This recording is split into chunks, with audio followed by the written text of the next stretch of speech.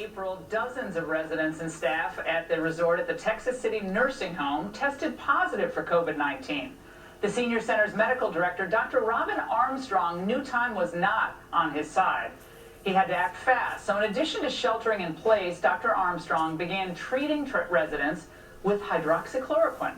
Dr. Armstrong joins me now. Dr. Armstrong, it's great to see you tonight. Thank you for coming on.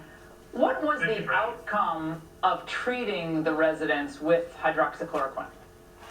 Well, what we saw was with hydroxychloroquine, azithromycin, and zinc, we saw that we had 92% of those residents who were treated with hydroxychloroquine actually get better, and that was compared with the people that we did not treat. And so it was an amazingly positive outcome. That was fantastic. We really were in a bad situation where we felt like we were going to see a lot of these patients die. We were going to felt like the mortality rate was very high. We had seen what had happened in Washington State. We saw what has happened in Louisiana. And we felt like we needed to treat these patients very quickly with something that had been proven to work. And so what we saw in the studies in China and the studies in France is that they showed that after 5 days of treatment with hydroxychloroquine, azithromycin, viral loads dropped to 0 on day 6. And so that's what we did. We treated them with five days of hydroxychloroquine, azithromycin, and zinc, and we saw very impressive results. Those patients that were treated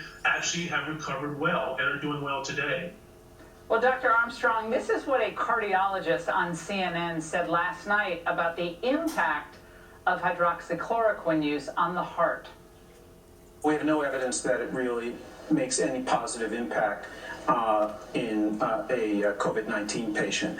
To the contrary, we have evidence that in some circumstances it can create dangerous heart rhythm abnormalities. These anecdotes that the president keeps touting are just that, anecdotes. And the plural of anecdote is not data, it's just anecdotes. They're really meaningless.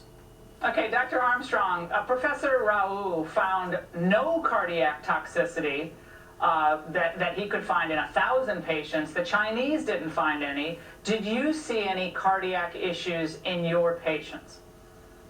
We saw absolutely no cardiac side effects. In fact, on day 3, we did EKGs on our patients and saw that the QTC interval is what they're measuring. And so you measure the QTC interval, and that if that's prolonged, then that will predispose them to having these cardiac side effects. We saw that in all 38 patients that were treated throughout the course, none of them had a prolonged QTC interval, and therefore none of them were at risk of having the cardiac side effects that was talked about. None of our patients had any side effects whatsoever, cardiac or otherwise for that matter.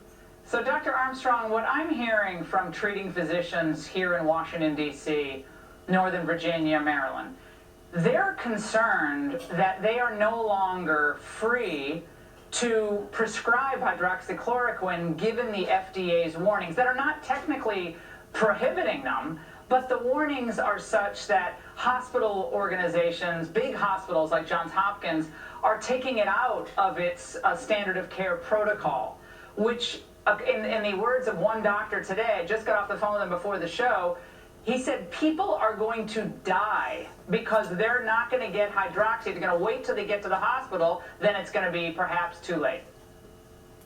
Absolutely. And our contention the entire time was that you need to start them a little bit earlier when they start having symptoms. That's the best way to get them treated. That's the most effective way. The FDA emergency use authorization recently, what it does is it says you can't use it unless the patient's in the hospital. My contention, especially with these elderly patients, because their mortality rate is so high in the hospital that you have to use it earlier. So they're only allowing doctors to use it in situations where it's almost too late to treat them. And so I think that we have to be aggressive on the front end. Our experience and our observation was that patients did well when they were treated with mild symptoms. We prevented them from going to the hospital, and we also prevented their mortality rates from going up. And so that was significant. And we were happy with the outcome. The families are happy with the outcome. We saw no side effects. And so I think it's a positive result, and I think the FDA is not serving us well by issuing these orders and backtracking on the previous emergency use authorization, which allowed us to use the drug more freely. I think they have to rescind that warning. I think people are not going to live because of this warning, sadly. And I know that wasn't their intention, but I think prophylactic use in this emergency pandemic situation seemed to work for you guys, and it's probably going to work in other places. It's working around the world. Dr. Armstrong, I cannot tell you how much I admire what you do on a daily basis.